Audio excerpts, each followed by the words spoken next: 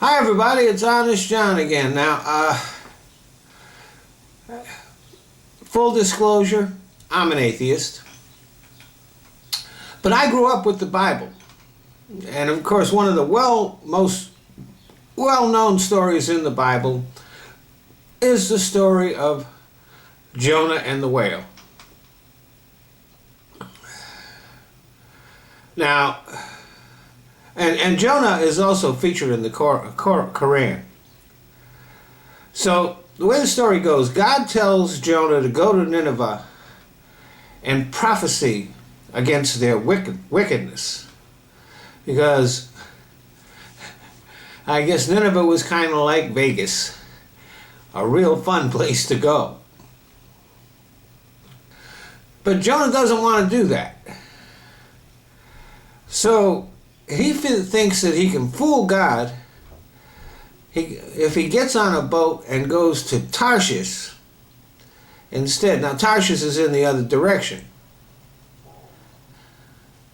So Jonah obviously didn't have that high an opinion of God. Well, God sends out a big storm. And of course the boat's in danger of sinking, and everybody's worried, so they say, oh, well, this isn't a regular storm, so we've got to find out what's going on. And they cast lots, and somehow or other they find out that the storm is Jonah's fault. And he goes, yeah, that's right, it's my fault. And so the sailors, even though they don't want to, in order to save their own lives, they throw him overboard. And the storm immediately stops. And God sends a whale, or a big fish. That's the literal translation, a big fish, even though we now call it Jonah and the whale. Because Jonah and the big fish just doesn't sound as good. And the big fish swallows up Jonah. And for 3 days, Jonah hangs out in the big fish's stomach,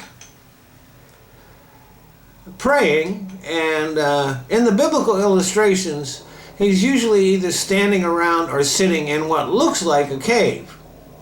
And he looks pretty comfortable.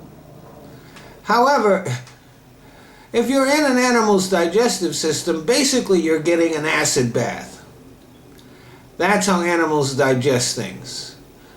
So, but somehow or other, 3 days in an acid bath doesn't seem to do much damage to Jonah. And 3 days later, the fish, I guess, throws him up. Or maybe shits him out.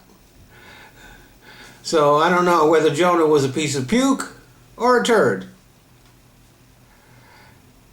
So Jonah comes up on shore and God says, look, you got to go to Nineveh. And Jonah goes, okay. So Jonah goes to Nineveh, and he walks through the town, and he's preaching about how wicked they are, and he says the town's going to be destroyed and it's your fault and all that. And people believe him. And they repent. Everybody repents. Even the king comes down off his throne, dresses up in sackcloth and ashes. So there's just like atonement everywhere. So God says, this is cool. I'm not going to destroy the city. Well, Jonah gets pissed off. He's like, well, you said you were going to destroy the city, and it's still standing, and this is making me look bad. And God goes, well, hey, they repented. You did your job too good. What am I going to do? Should I destroy them now that they've all repented? That would be real dickish. Now, this is one of the few times in the Old Testament where God doesn't want to act like a dick. But his prophet is an even bigger dick than he is. Thanks for listening.